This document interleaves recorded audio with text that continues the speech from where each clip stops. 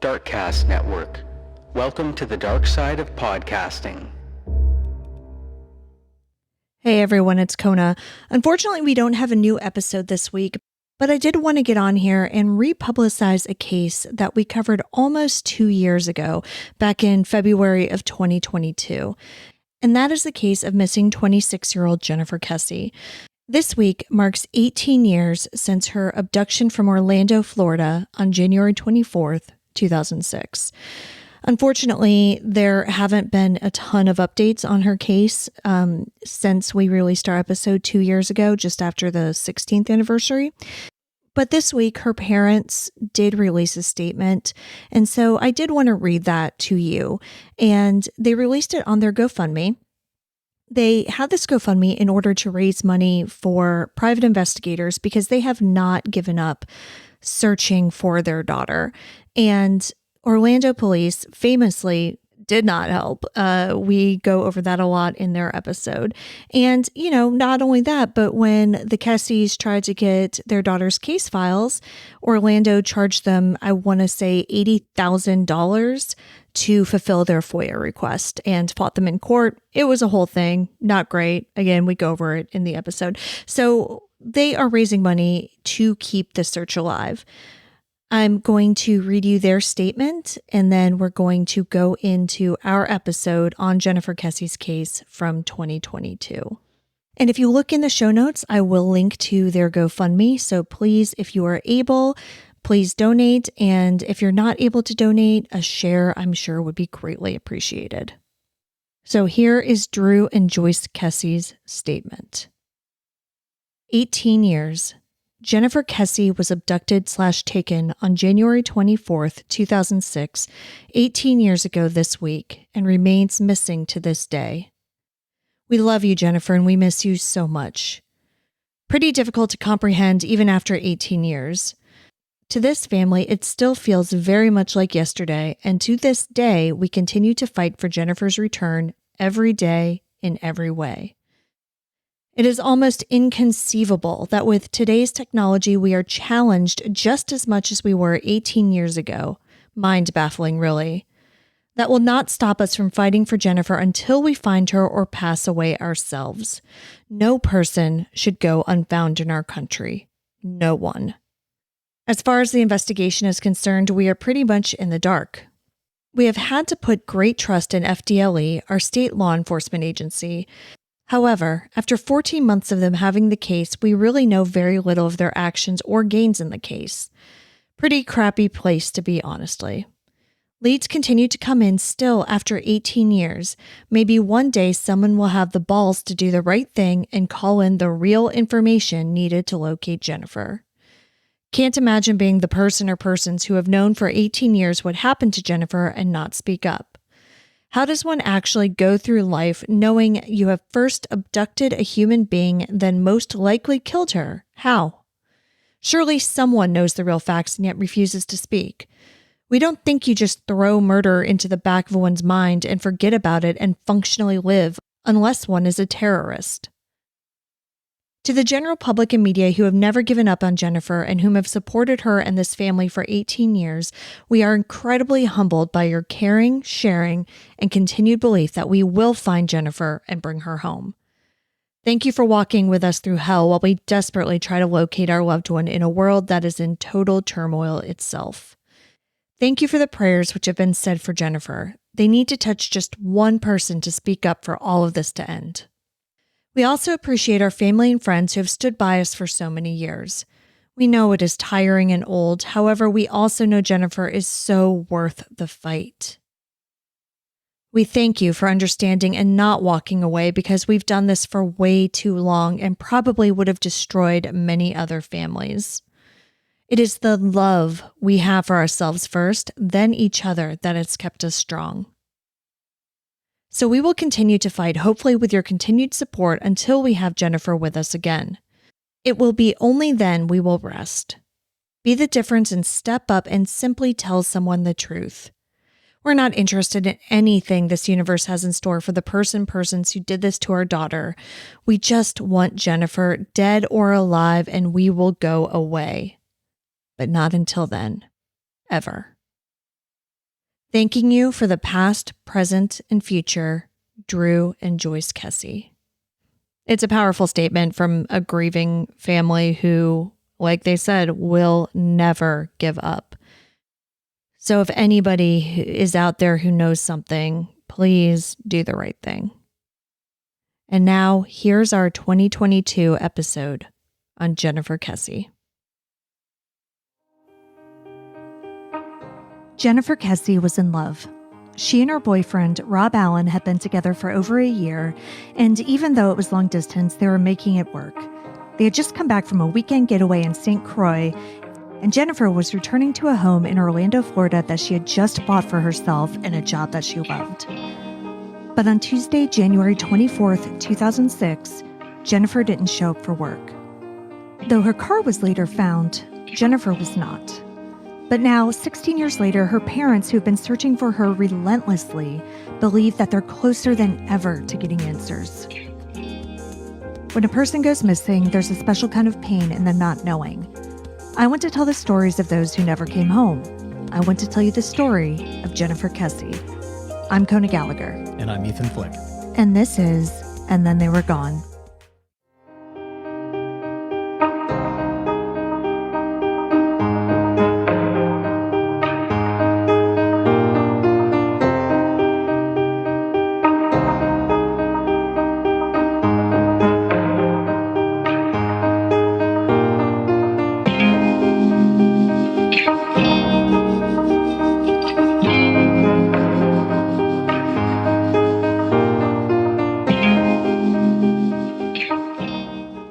Welcome back, everyone. Welcome back. Thank you for joining us once again. Jennifer Kesse has been back in the news recently because it was just the 16th anniversary of her disappearance a few weeks before we're recording this. Her family, as I mentioned, is still actively leading searches for her without any help from law enforcement. So even though this is a relatively well-known case, I figured a signal boost could never hurt. But before we get started, we'd like to take just a moment to thank the lovely folks who have joined us over on Patreon. So thank you very much, Lindsay S., Katie, and Ashley P. Thank you very much. Thank you. If you would like to join and get these episodes early and ad-free, along with Ethan's show about mental health, you can do so at patreon.com/ATTWGpod. But now let's get to the story of Jennifer Kesse. Jennifer Joyce Kesse was born on May 20th, 1981 in New Jersey to Drew and Joyce Kesse.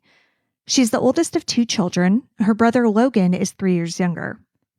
The Kesse family eventually moved down south and settled in the Tampa, Florida area. Jennifer graduated from Vivian Gaither High School in Tampa before heading a few hours away to attend college at the University of Central Florida in Orlando. After graduation, Jennifer got a job as a finance manager for a timeshare company. She quickly moved up the ranks and had actually just gotten a promotion in 2006. 2 promotions within a year allowed Jennifer to buy her first home at the end of 2005, a condo in Mosaic at Millenia, which bills itself as a luxury condo community. So basically, Jennifer had her life together way, way more than, especially me, but more than either of us did. Yeah, me too. I mean, good Lord. How old? You said she's 24? 24.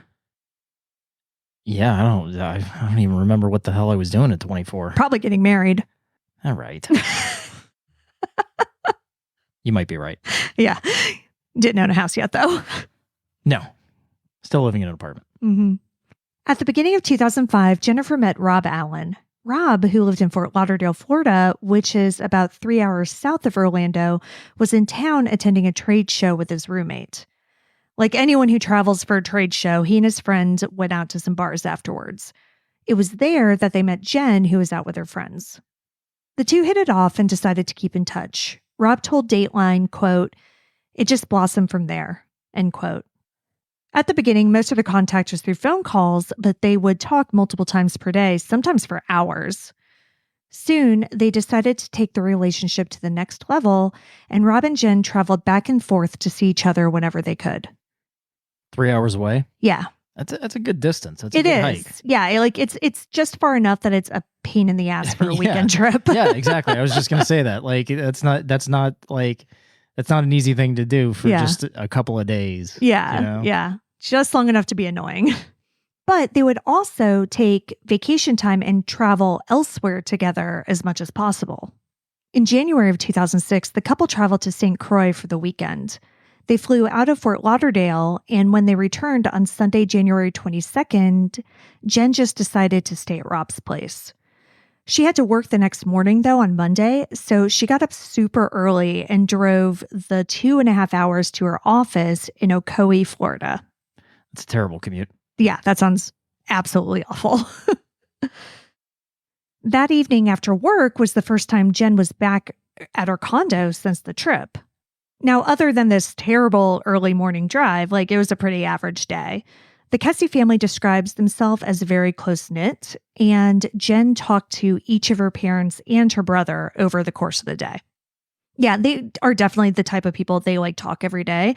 And because she was in St. Croix, and this is 2006, and cell phones weren't what they were, I'm sure that they didn't speak at all, while she was there for the weekend. Oh, yeah, definitely. Yeah, so when she got back, it was probably just floodgates, Yeah, how was your trip? Yeah, talking to everybody about everything. Yeah. And yeah, all three of them said that Jen was happy, and they just, talked about her trip and things like that. Jen's last phone call of the evening was to Rob, and that phone call was around 10 p.m. But that call didn't go as well.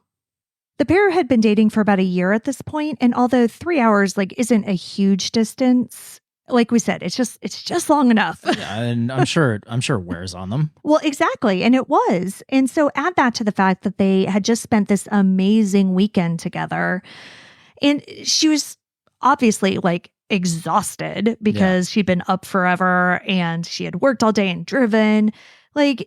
I don't know Jen. I don't know how she is. I'm projecting here, but you know how I am after I get tired and, maybe our conversations aren't the best. But in any case, she was looking for reassurance that they were going to be moving forward in their relationship, she wanted to know that he loved her and that they had a future and that this stupid commuting back and forth was going to end at some point, basically. But, again, tempers were a little short. It just wasn't the greatest conversation. So it wasn't a fight or anything like that, but it wasn't the best phone call either. They were just kind of snippy with each other. Well, I'm sure that they were both probably tired from the travel. Right. So when they hung up, it was just more of a look, I'm tired. We don't need to talk about this right now. Let's just go to bed kind of thing. So Rob went to bed fully expecting to hear from Jen, just like he did every morning. She usually woke up first, so she would always call or text him before she went to work. So basically, when Rob would wake up, he would have, usually a text waiting for him. Mm-hmm. That morning, the morning of January 24th, Rob overslept again, exhausted, I'm sure. When he woke up in a panic and was rushing to get ready for work, though, there wasn't anything from his girlfriend on his phone. Now, do we have any way to corroborate that he was at his place that night? Yes. All of that has been checked into. Okay. Yes, absolutely. All right. So this was definitely out of character for Jen because, she was very consistent and very much a person who it was in touch at all times. But, at this point, he's just more focused on getting to work. He called her on his way in, but he got her voicemail. Rob had a 9 a.m. meeting that morning and called Jen again after that was over. He wanted to tell her about something that had just happened in the meeting because what he was telling Dateline, she was just a really good sounding board and, she was just the person that he wanted to tell things to. And that was normal. They talked multiple times a day. So, it was totally normal for him to call her after the meeting. What was not normal was the fact that he still could not reach her. So as the morning goes on, he starts sending her texts as well, but still no response. Now, I don't know if at this point Rob thought that maybe Jen was more pissed at him than he had thought or what, but when he still hadn't heard from her by lunchtime, he started to get worried. He didn't just assume that she was giving him the silent treatment or the cold shoulder or anything like that, because that's just not the type of person she was. And again, it hadn't even really been a fight. It was just a snippy conversation. Right. Rob told Dateline in that interview I mentioned, quote, "It was odd that she hadn't called me back. Something wasn't right. But at first, I didn't think anything bad, like really bad, had happened to her. My mind just didn't go there. You never think something like this could ever happen to someone you love." End quote. While it took Rob until lunchtime to really start to get worried, it didn't take her coworkers nearly that long. After all, Jennifer had been with the company for 4 years at that point. She basically drove straight from Lake St. Croix the day before Yeah. and still got to work on time. So when she didn't show up for an important meeting on Tuesday morning, her boss and her coworkers immediately thought that something was wrong. Like Rob, they tried calling repeatedly but got no answer. By 11 a.m., when they still couldn't reach her, her boss was ready to sound the alarm. Luckily, he knew Jennifer's parents, so he called them. Drew and Joyce, of course, immediately started calling their daughter as well. In that same Dateline interview, Drew said, quote, I called, and for the first time since Jen was a teenager, it went straight to voicemail. In that second, I knew something was wrong," end quote. Yeah, I mean, that's pretty profound right there. The fact that, he can't recall a time where she didn't pick up the phone from the time she was a teenager until now. Yeah, exactly. And that's, why it's so important, like, to pay attention to how people normally communicate. Right. Patterns. Exactly. Yeah. And they knew immediately that this was not okay. It's just like, I don't know if you saw this in the news.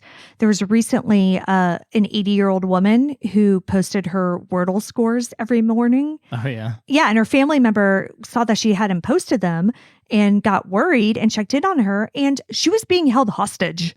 What? Yeah. No, it's a bonkers story. Like, it's completely insane. But it's the same type of thing. Like, you've got to pay attention to people's patterns. And if they aren't doing what they normally do, you need to look into why. So yeah, the Kesse family immediately sprang into action. Drew and Joyce called Logan, their son, who was at the gym, and told him what was going on. So they went and picked him up, and the three of them headed to Orlando. On the way, Drew called the condo's building manager and asked him to see if Jen's car was there. She drove a black Chevy Malibu.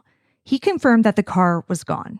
Keep in mind, so the Kesse family lives in Tampa, so it's about 2 hours away from Orlando. So that's why he's trying to, he's so concerned that he doesn't even want to wait the 2 hours to get answers. Like, he wants people to go check on her now.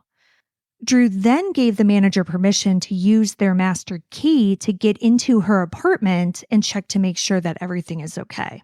In this case, yes, I get it. That's obviously good. But it did kind of make me wonder about the legality of that. Because Jen's an adult, she owns the property on her own.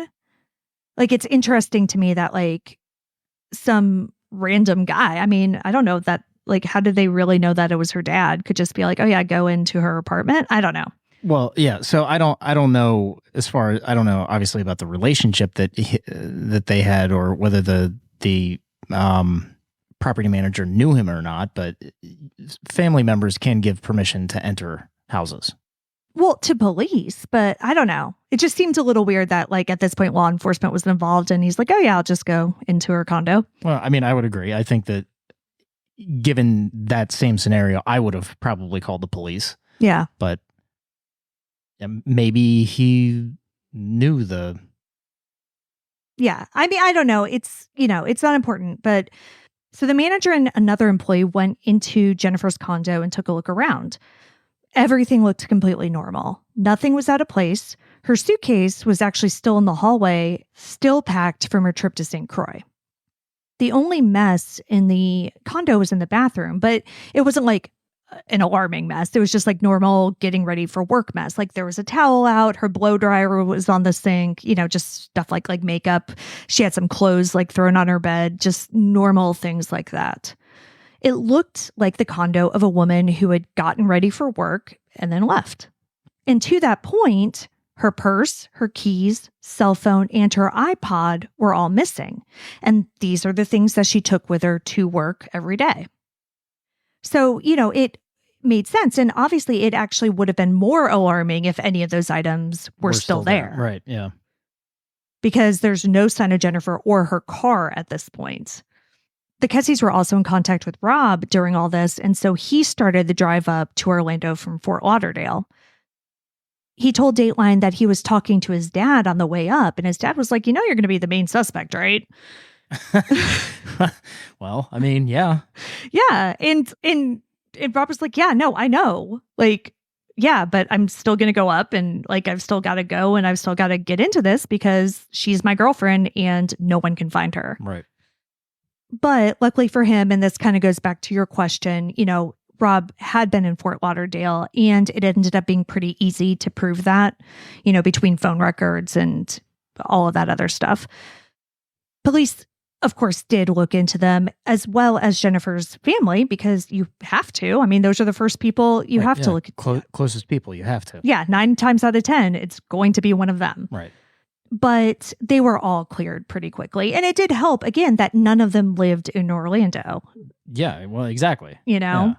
So luckily, the investigation didn't waste a lot of time on that. They were able to kind of point outwards very quickly. In that same Dateline interview, Rob actually said something that I thought was really touching. He was talking about how Jen's family never suspected that he did anything to her. And he said, quote, "The Kesse family treated me like a son. They still do," end quote. So like, that's sweet and / heartbreaking enough, but listen to what Drew said. Quote, "Rob was so supportive then and continues to be supportive. He was so brokenhearted. He gave his life searching for her as much as we did. He's part of our family and always will be," end quote. So like, they just all seem like very good people. Everyone dropped everything to find Jen. Her parents stayed at her condo for months, and Rob even camped out on the couch for weeks so they could all be there to work to find her. And, from the very beginning, Drew Kesse in particular really worked to get as much media attention on his daughter's case as possible. Like, he's out giving interviews. He's like doing everything that he can. Good. And that's needed. Yeah. With all of the people who are close to her kind of ruled out, like, who does that leave? What happened to Jen? Based on the fact that the apartment looked like she had gotten ready for work and left as normal, her family and police believe that she was abducted on her way there. When Jennifer moved into Mosaic at Millennia, the complex was actually still under construction and was only about half finished. So there were a ton of contractors and other workers all over the complex. In fact, they had even been working on the condo directly across the hall from her. Witnesses and potential suspects. Mm-hmm. As they were working, the management company allowed some of the workers to actually live in the empty condos. What? Yeah. Really? Yeah. And this isn't something that I've ever heard of before. No. But yeah, and so that piece of information was made public very early on. One thing that kind of wasn't made public until just a few years ago is that it is believed that up to 10 workers were actually living inside that condo across the hall from Jennifer. Wow. Yeah. Okay. Now, Jen was not thrilled with this arrangement. And she told her mother previous, to all of this, like several weeks before, that there were a few times that she would just pass by the workers and they would stop and stare at her. She had told her mom this. She had also told some of her friends this. And they had said, like, listen, if they say anything to you, if they do anything, like, make sure you tell management. But as far as her parents know, it never rose above that. And so she never brought it up to anybody else. So no incidents, they just get quiet whenever she goes past. And stared, yeah. Yeah. Creepy, but not... criminal. Not even hinting at criminality. Exactly, yeah. But at the end of the day, Jen was a 24-year-old woman living on her own, and, she felt kind of nervous. In fact, it seems like that might have kind of been an underlying reason between that last disagreement that she had with Rob. She always told him that she felt safer with him around. So this, of course, is something that has haunted him for years because the literal worst case scenario happened and he wasn't there to protect her.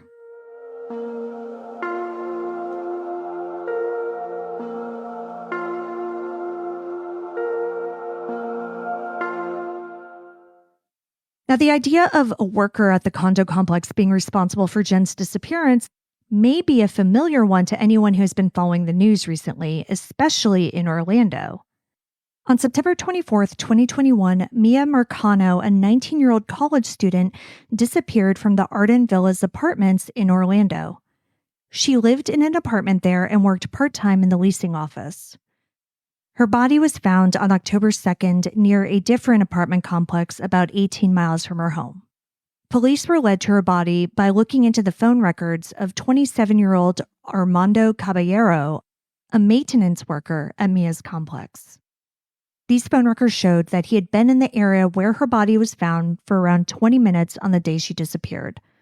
Orlando police's theory is that he had expressed a romantic interest in Mia, but had been rejected. They found his body on September 27th. He had died by suicide.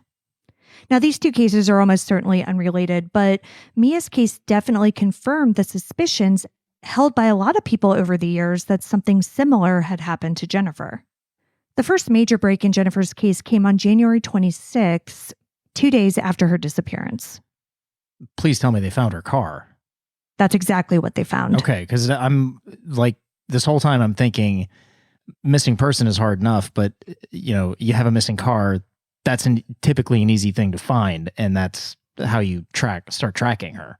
Yeah, exactly. So luckily, Jennifer Kesse was a young, beautiful white woman, and so her case was getting a ton of media coverage. And again, like I said, her father was out there pounding the pavement as well, trying to generate as much interest in this as possible.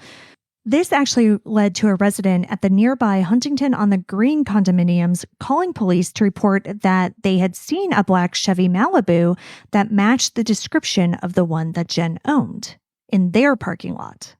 Police went to check it out and confirmed that it was in fact Jen's car. They obviously searched the vehicle and did not find the items that she had left the house with, her purse, her phone, or her iPod. Though it was great for the investigation to find the car, unfortunately not a lot of evidence came with it. According to police, there was no blood, hair samples, or DNA that they were able to get from the vehicle. Other evidence that was found around this discovery proved to be similarly frustrating. Now, against all odds, because it seems like surveillance cameras are always broken, they actually did have footage of the parking lot. Where the car was found? Yes. But we don't have surveillance footage from her parking lot. Okay. Mm-hmm. So this footage showed someone driving Jennifer's car into the parking lot, sitting inside for about 30 seconds, and then walking away. This was around noon on January 24th, the day she went missing. And do we have a description of this person? Well, that's the frustrating part. So instead of this surveillance camera being like a regular video camera, which shoots at 30 frames per second, this type of camera wanted to save, memory space. So it actually only took a photo every 3 seconds. And when the person is captured on the camera getting out of the car and walking basically in front of the camera, there's a gate, like a wrought iron 6-foot gate between the person and the camera. And every time the camera takes a photo, the person's face is obscured by a bar on the gate. Jesus. Yeah. But that gate should be a decent enough reference to get at least a height. That's actually correct. However, that apparently didn't happen for 2 more years. What? Yeah. So in 2008, the FBI tried to enhance the footage, but all they were able to determine was that the person on the video was between 5'3" and 5'5" tall. Short. Yeah. And it was very obvious that it was not Jennifer. She was 5'8", and this person had dark hair. She had blonde hair. Do we have a length of hair? Do we have man, woman? Do they have any suspicion one way or the other? They could not determine if it was a man or a woman. You can see the clothes. It looked like baggy jeans and like a short sleeve t-shirt, both light colored, dark hair. And it looked like it might have been pulled back like in a ponytail, but it's kind of unclear. No race? No, it's black and white. Oh, okay. Yeah. So, I mean, it's a lighter skinned person. Yeah, but that doesn't mean anything. Yeah, I mean, other than they're not like a dark black person. Right. That's pretty much all you can rule out. God, that's frustrating. So, yeah, the fact that it took 2 years for the FBI to get involved and even try to enhance this footage could kind of tell you about the number of answers investigators got early on. I mean, no fingerprints in the car? No, apparently, and this wasn't released until just a few years ago, but apparently the only fingerprint that they were able to get from the car was one latent print of Jen's. Wow. Yeah. Well, she either keeps a really clean car. I know. That was weird. And it's also interesting to me that there wasn't any blood or hair found. And I'll get to why toward the end, because again, a lot of information came out just recently that was not made public at the beginning. So we'll circle back to all that. 6 months after her disappearance, with the investigation going nowhere, Orlando PD assigned a new detective to the case, Detective Joel Wright. But unfortunately, other than the FBI looking at the video in 2008, there really wasn't a whole lot of movement even after he took over. Around that time, as the 3-year anniversary of Jennifer's disappearance was approaching, he decided to take a fresh look at the case, which, again, had gotten pretty cold by that point, as you can imagine. He started by re-interviewing people who had been around Jennifer's condo at the time of her disappearance. One of the people he spoke to was a former housekeeper who had worked in the complex. He showed her a photo of the unidentified person from the security camera, and she was like, "Oh yeah, no, I think I know who that is." I mean, how? Well, she told Detective Wright that the person in the footage looked like a guy named Chino who she knew from the complex. And so I think after he showed her the photo and she was like, "Oh yeah, no, I think I know him," he then showed her the video because she said that the hair, the clothing, and his gait all reminded her of him. And Wright had never heard of this person before. So even though he had worked at Jennifer's complex, he was apparently never interviewed at the beginning of this investigation. What's incredibly frustrating about that is that not only did he work there as a maintenance worker, he lived there, and he was one of the people who had done repairs inside of Jennifer's condo the week before she disappeared. Oh my God. Yeah, we're not even talking about across the hall. We are talking about literally in her condo. Ugh. And nobody talked to him. Nobody found this out at the time. This is almost 3 years later. So there had to have been documentation on that, right? Of the people repairing something in her condo? Yeah. I would imagine that's never talked about in any of the articles that I read. But yeah, it's I just insane to me. Yeah, I just wonder why that hadn't been looked into initially. Yeah, because this whole idea of maintenance workers and contractors, that was floating around from the very beginning. So to me, it would very much make sense to go to that manager and say, "Hey, who has been in her condo?" Right? Let's say in the last month. And then give me a list and we'll start interviewing them. Yeah, but this guy Chino, his name had never come up. Interesting. And there were other people in her apartment that I don't know their names, but it just said he was one of several people who were fixing something in her apartment. Oh, and even worse, as Detective Wright was digging into this, he also found an anonymous crime line tip from the first week of the investigation that suggested that Chino may be involved. What the hell? Yeah. So I don't think it's a major spoiler alert to say that over the past 16 years, the Kesse family has not been a huge fan of the Orlando PD. Yeah. Luckily, Wright was able to track Chino down pretty easily as he was in prison serving time for a statutory rape charge. Yeah. Interesting. So Wright ended up interviewing him in March of 2009, and Chino admitted he worked in Jennifer's condo. However, he denied having anything to do with her abduction and said he had no idea what happened to her. And did the detective confront him about that possibly being him driving her car? I don't know. What I do know is that Chino agreed to take a polygraph test. Okay. And he passed. It doesn't mean a whole lot. Right, exactly. But it means a lot in that the Chino lead just pretty much seems to have died at that point. Yeah. Detective Wright resigned from the department a year later in 2010, and Jennifer's case went stagnant once again and stayed that way for years. Do we know why he resigned? Nope. When you make it to a detective level, that's... You don't want to resign from that. Well, yeah. It says that you've been on the force for a while. Yeah. And generally speaking, cops retire as cops unless they have to quit. So I'd be curious as to why he resigned. Now, it could be something as simple as he resigned to take a position in another department. Absolutely. Another police department. Sure. I don't know. But as we'll find out later, that affected the case greatly. So the Chino interview was 2009. He resigns in 2010.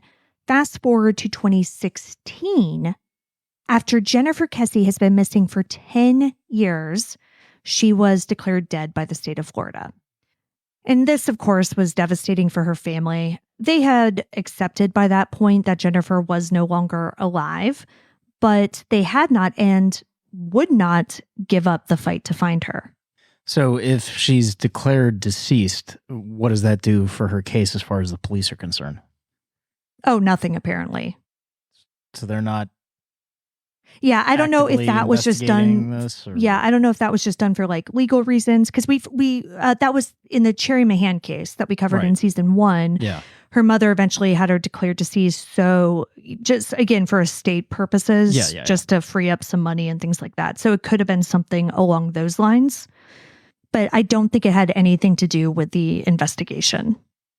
But did it change the investigation at all? No, because there wasn't one. In 2018, so 2 years after this, the Kesse family sued the Orlando Police Department for her case files. Good. Yeah. They ended up reaching a settlement and had to pay $18,000 to get the documents. What? Why?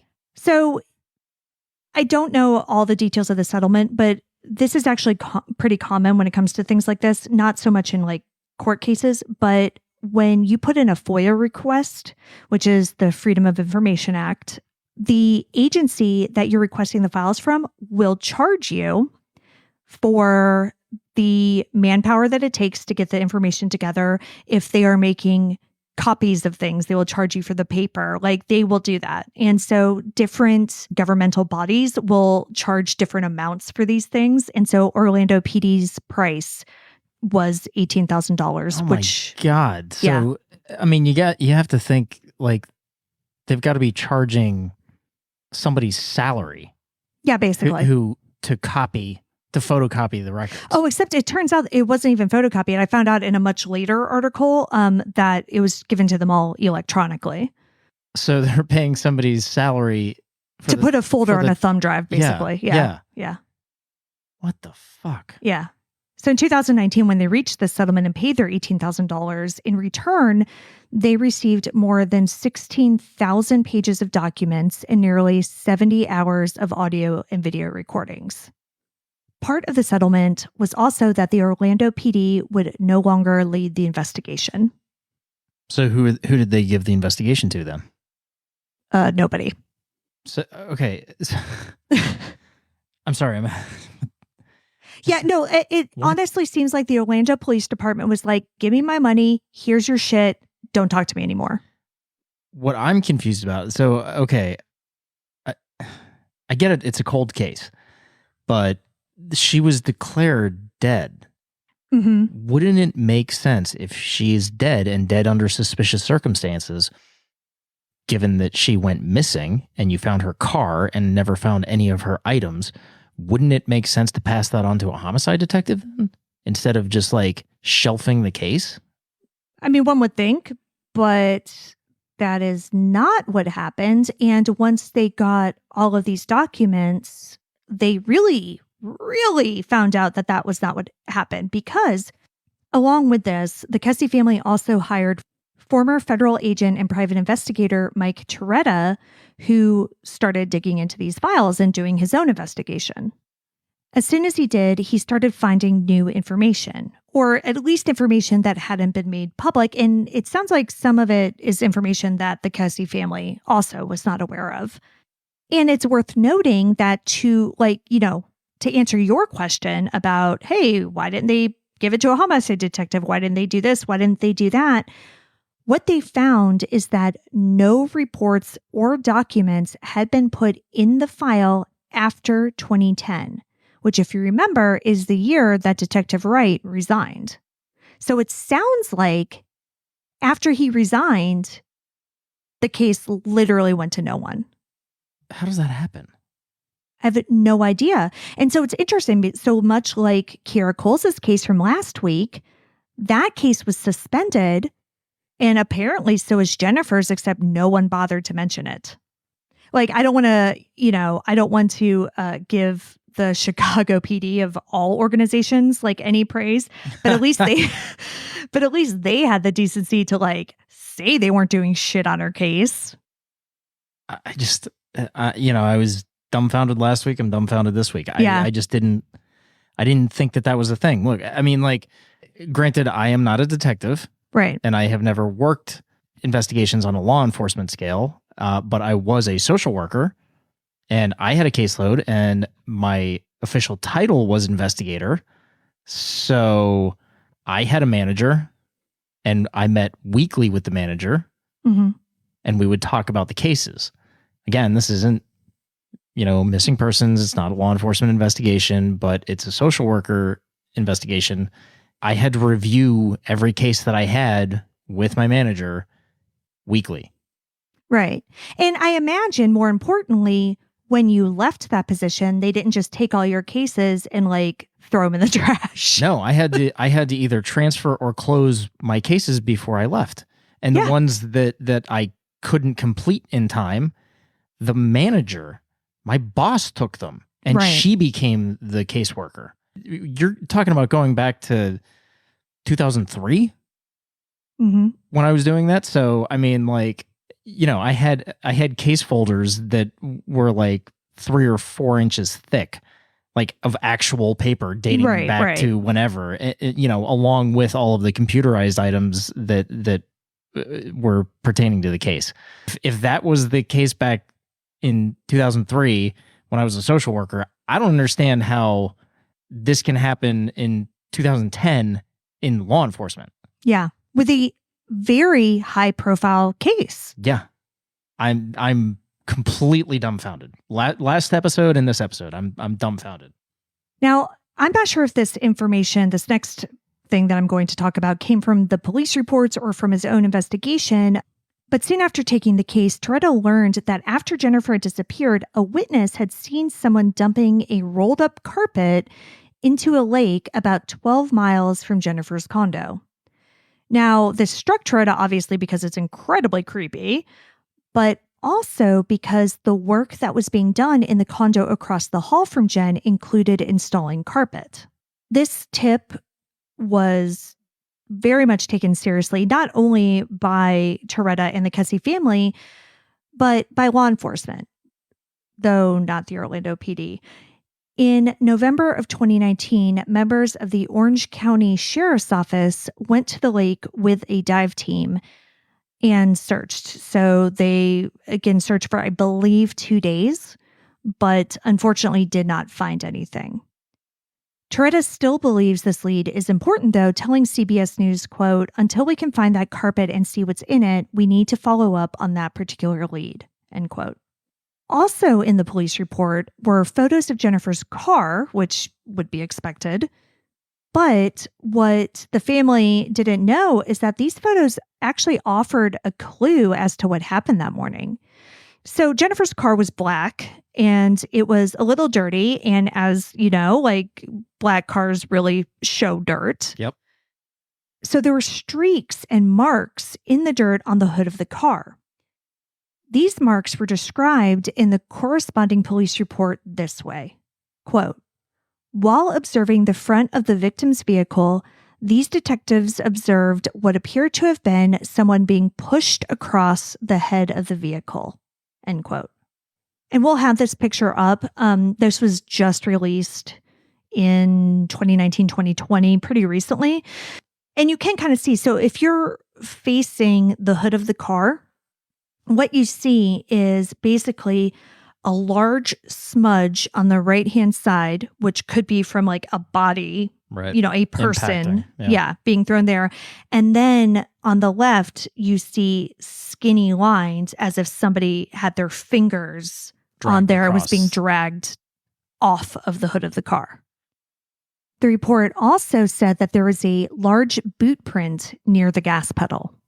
So this, what we had originally thought was a rather clean car because they couldn't, quote unquote, didn't get anything from the car other than a latent fingerprint of hers, is not quite as clean as we had thought. Yeah, and it's really interesting because that whole thing about the latent print, that was not something that was made public then. That was made public along with this. So the story back then was that they didn't get anything from the car. Right. But so we've got a boot print that we at least have a picture of. I mean, so this person, whoever did this, was not super careful about cleaning up after himself or herself. So why weren't things investigated a little bit further? I don't know. It really concerns me. Like, having seen that there was evidence of a struggle on the hood of the car, that there was this boot print, it really does make me wonder, like, was there really nothing to be found of forensic value in that car? Right. Or was it not searched well enough to find anything of forensic value? Right. I mean, a boot print, right? Yeah. So she's a financial manager. So it's not hers. Yeah. Yeah. I mean, and even if they thought maybe it was hers, a real easy way to do that is to go back and look at her shoes. Right. And there's so much information that you can get from a boot print. Yeah. And I understand it's probably not a full boot print, so it's not like you can be like, oh, that's like an Adidas size, whatever. Yeah, exactly. Not that Adidas makes boots, but you know what my point is. Right. Yeah, you can't get that much information of it. Like, what all it really told them was that there was somebody else was driving the car. I mean, all of this evidence, yes, it's not something that you can convict anybody on, but it's certainly leading you in a direction, and that maybe they should have taken this investigation a tad bit more serious. Well, and that's not even the problem. They did take it very seriously. I think the problem is that, and this is what Drew Kesse is alleging, is that they were just incompetent. I don't think, because often, listen, we have covered a lot of cases that law enforcement does not investigate well because they don't take it seriously. I don't think that was the particular problem in this case. But do you think maybe they weren't taking certain steps because they were treating it as a quote unquote missing person and not a homicide?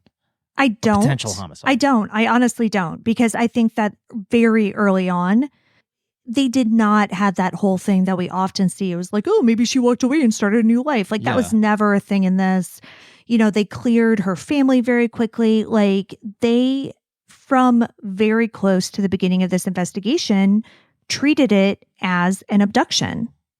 Yeah, I mean, I'm with you now. I mean, I just now it makes me question what steps they took to find any evidence in the car. Well, exactly. And yeah, that's my concern. And again, I mean, go back to 2009 when Detective Wright was like, oh, wait, Chino, what? Who's this? I mean, that in and of itself. Yeah, it says it. It really does. I mean, somebody who's working inside of her condo, like that. Okay, Rob's the first person you interview. Her family, that's number 2. Number 3. Who's been inside of her apartment or condo recently? Yeah. Damn. And even though there was nearly 70 hours of audio and visual material in that case file, a lot of interviews, and these interviews are recorded, Chino was not interviewed. And if he wasn't interviewed, I have to think that maybe none of the other people who were working in her condo were interviewed. And there's even a little bit more. So recently, Fox News actually did an 11-part podcast about Jennifer's case. And during that reporting, an anonymous witness came forward to say that they actually witnessed Jennifer's car being driven out of the parking lot erratically that morning, January 24th, 2006, almost as if somebody was fighting over the steering wheel. After looking at all of the documents and going through all of the recordings, as well as conducting his own investigation, Michael Toretta believes that the construction workers who were staying in the condo across the hall from Jennifer hold the key to this investigation. As of this recording, the 16-year anniversary of Jennifer's abduction has just passed. Though he still keeps in contact with the Kesse family, Jennifer's boyfriend Rob eventually married and had 2 children. At the time of Jennifer's disappearance, her little brother Logan was supposed to move to California with his girlfriend. He scrapped those plans to stay in Florida and help search for his sister. Eventually, though, Drew and Joyce encouraged him to go live his life. They wanted him to travel and have a career. And so he did, and eventually he married and had children himself. Joyce and Drew Kesse remain in Florida and are still actively searching for their daughter. Drew says that they are doing this investigation completely on their own and that no law enforcement agency is currently involved. He has a GoFundMe for search contributions that we'll link in our show notes and on our blog. In late 2021, he told reporters that they are still getting leads and he's feeling confident that he will find answers about his daughter's fate. Drew told News 6 Orlando during the 2019 lake search, quote, "Joyce, Logan, and I love Jennifer. Joyce and I created her. She is our child. Ultimately, I am responsible for finding my child." End quote.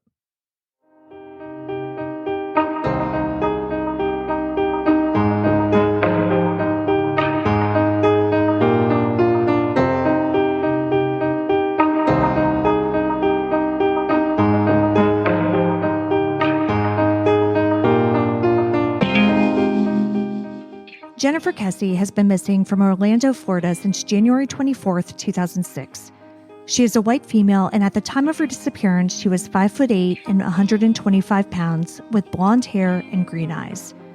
She has a birthmark on the middle finger of her left hand, a faded strawberry birthmark on her ribs, surgical scars on the inside of her left elbow, and a shamrock tattoo on her left buttock. Jennifer was 24 when she went missing. She would be 40 today. Anyone with information on Jennifer's disappearance is asked to call the Kesse family tip line at 941-201-4009.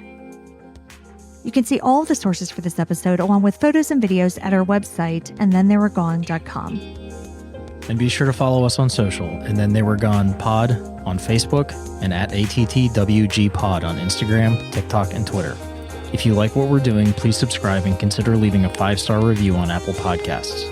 It will help new listeners find us. And the more people that listen, the more chances we have of bringing someone home. And we'll see you here next week for a brand new episode. See you next week. And Then They Were Gone is hosted by Kona Gallagher and Ethan Flick. All research, writing, and editing is done by Kona Gallagher. Theme music is The Stork by Ketse. Additional music is provided by Kai Engel. And Then They Were Gone is a Little Monster production. Hey, you can do it!